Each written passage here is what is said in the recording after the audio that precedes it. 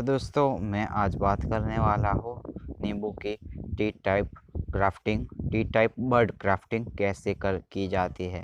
तो आज इसके वीडियो में बातचीत करूँगा और साथ ही साथ आपके साथ प्रैक्टिकली करके भी दिखाऊँगा विथ रिज़ल्ट के साथ। तो इस वीडियो को शुरू से लेकर अंत तक ज़रूर देखिए। तो चलिए शुरुआत करते हैं इस वीडियो की। अगर आप इस वीडियो को स्किप करते हो तो आपको पूरी जानकारी नहीं मिल सकेगी, इसलिए आपको निवेदन है कि पूरी वीडियो को देखिए। तो दोस्तों अभी मैं आपको सिलेक्शन करना सिखा रहा हूँ कि कौन सी सिलेक्शन करनी चाहिए। देखो ये बिल्कुल ग्रीन वाली है, जो देखो ग्रीन वाली जो भी आपको ब्रांच दिखे उसको ही काटना है। और ऐसे नींबू पसंद कीजिए ताकि उसके ऊपर फल आते हो। अगर फल नहीं आते तो आप दूसरे पर भी फल आने वाले नहीं है। ये देखो मैं ब्लेड की सहायता से इसको यहाँ से काट रहा हूँ। और ये देखो,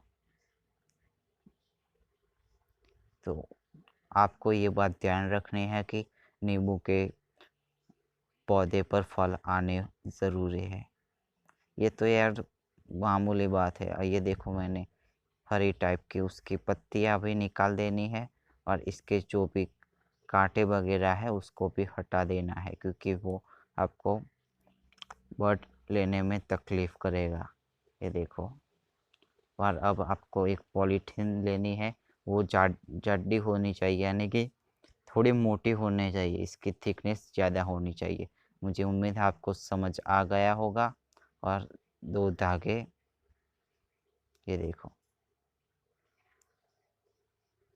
अब मैं इसको सैनिटाइज कर दूंगा, यानी कि डेटॉल का, सॉरी डेटॉल का नहीं है, संतूर का है, उसकी सहायता से मैं इसके ऊपर लपेट दूंगा, यानी कि जो छोटे छोटे बैक्टीरिया है वो मर जाएंगे।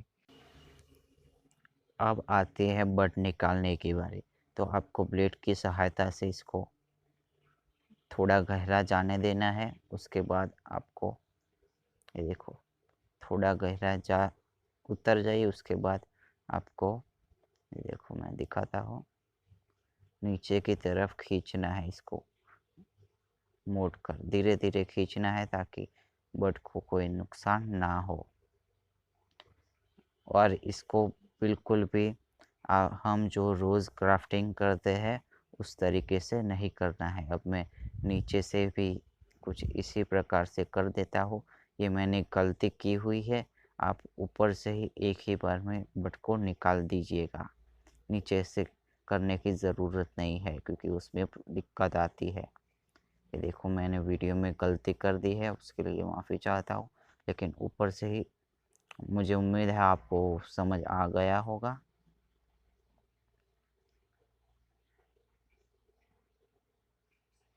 देखो लास्ट में मुझे यही करना पड़ा जो मैंने बोल दिया।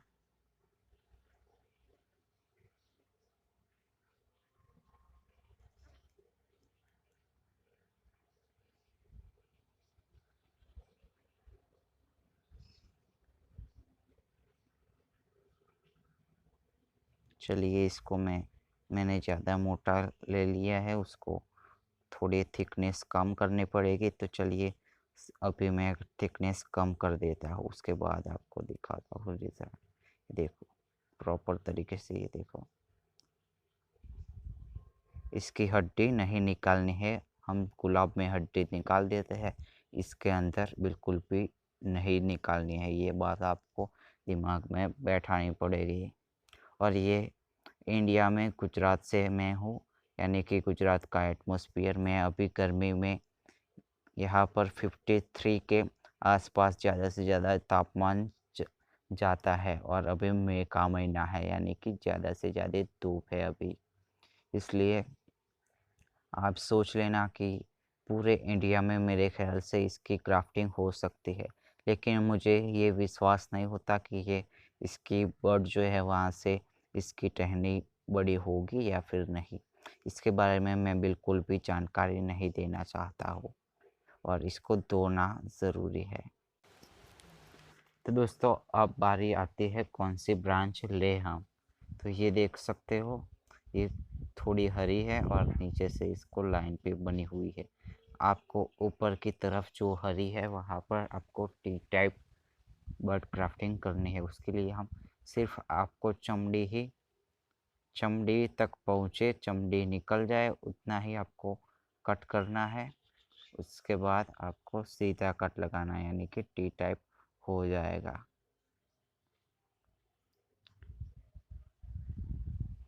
ये देखो, नज़दीक से मैं आपको दिखाने की पूरी कोशिश करता हूँ।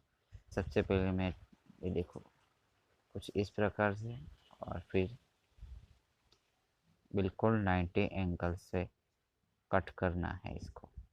अब बात इसको ओपन अप करने के लिए इस प्रकार का टूल का आप यूज़ कीजिए।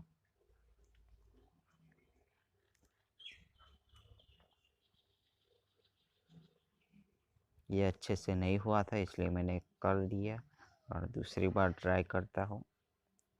ये पहली बार में इतना अच्छा परफॉर्म देखने को नहीं, आपको रिज़ल्ट अच्छा नहीं मिलेगा, लेकिन जैसे जैसे आप जितनी बार करोगे उतनी कामयाबी आपको अच्छी मिलेगी। यानी कि कुछ इस प्रकार का आपको मैं सलाह देना चाहता हूँ कि इस प्रकार का एक्सपेरिमेंट करते रहो। मुझे भी कुछ ना कुछ सीखने को इस क्राफ्टिंग से ज़रूर मिला। ये देखो, धीरे धीरे आपको ओपन अप कर देना है इसको।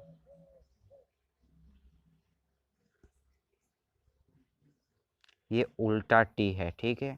अब मैं नीचे से, ये देख रहे हो जो बर्ड है मेरे हाथ में, और रात पड़ गई थी इसलिए थोड़ा अंधेरा भी हो रहा था।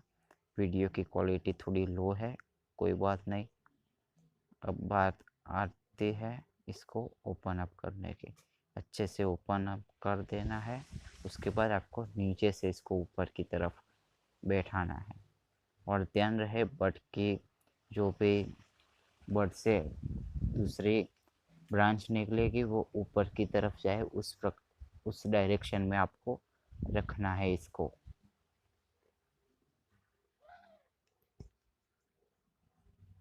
ये देखो, वीडियो बनाते वक्त यार टाइम लग जाता है इस प्रोसेस को। वैसे भी आप पहली बार करते हो तो भी आपको टाइम तो लगेगा ही।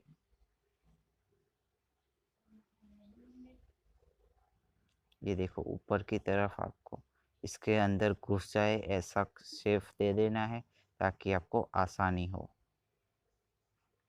और कुछ इस प्रकार से।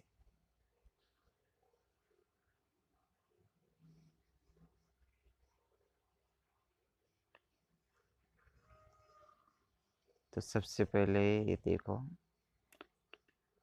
इसको मैं वापस से थोड़ा कट कर देता हूँ क्योंकि इसका अंदर का मॉइस्चर है वो उड़ गया होगा, वो पे आपको ध्यान रखना है।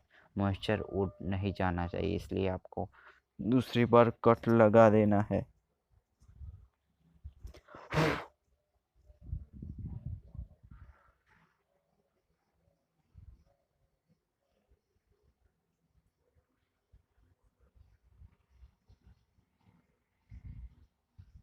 ये निकल रहा है। अब मुझे रस्सी की ज़रूरत पड़ेगी, वो तो मैं भूल ही गया था। अब रस्सी आ गई है। सबसे पहले आपको कुछ इस प्रकार से बांध देनी है ताकि आपको क्राफ्टिंग करने में आसानी हो। अब मेरी फ्लैश लाइट भी ऑन हो चुकी है। मुझे बाद में याद आया कि फ्लैश लाइट चलो ऑन करते हैं, और आखिर कर ही दी। ये देखो, कुछ इस प्रकार से लगा देना है। ये थोड़ा इस तरफ और थोड़ा इस तरफ ऐसा रखिएगा, एक तरफ होगा तो भी ये लग जाता है। और अब पहली बार धागे से अब ये नहीं हिलेगी। ये देखो, ये पहली बार आपने एक मरतबा बांध दिया उसके बाद नहीं हिलेगी, ये आपको याद रखना है। और इसको 45 डेज़ के बाद ही इस रस्सी को निकालना है, ये बात आप ज़रूर याद रखिएगा। अब दूसरा धागा पे मुझे बांधना पड़ेगा ऊपर की तरफ से, इसे भी बांध देता हूँ। आपको मैंने यार पहले बताया था कि वीडियो को पूरा देखना, अगर आप पूरा देखते हो आपको नॉलेज अच्छा मिलेगा। ये मैं पहले ही बता चुका हूँ कि ये बर्ड है, उसके अंदर से जो ब्रांच बड़ी होगी या फिर नहीं होगी उसका मुझे कोई अता पता नहीं है इंडिया के वातावरण के हिसाब से।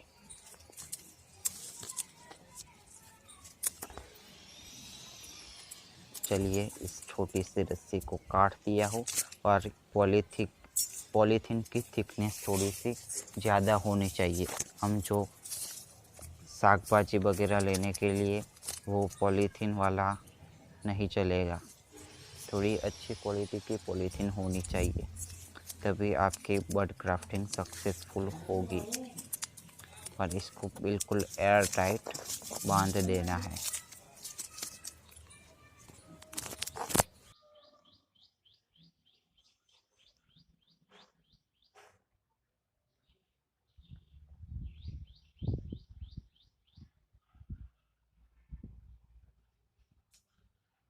इस पॉलीथीन का आप 2 से 3 बार यूज़ कर सकते हो।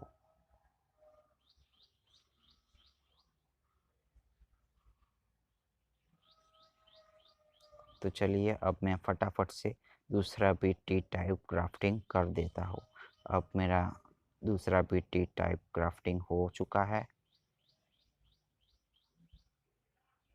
ये रहा पहला और ये रहा नीचे दूसरा। अब मुझे बड लगाना बाकी है। ये दूसरा वाला अच्छी तरीके से हुआ है, ये देखो प्रॉपर तरीके से हुआ है दूसरा वाला। अब दोनों ही मैंने लगा दी है। अब ये देखिए 21 डेज़ के बाद का रिज़ल्ट अभी मैंने खोला है और अब मैं आपको रिज़ल्ट भी दिखा रहा हूँ। और ये वॉइस मैं बाद रिकॉर्ड कर रहा हूँ और वीडियो के हिसाब से मैं स्पीच दे रहा हूँ आपको। ये देखो प्रॉपर तरीके से ये जुड़ चुकी है ब्रांचेस दोनों ही, और दूसरी वाले भी। अब ये बिल्कुल भी सूखने वाली नहीं है।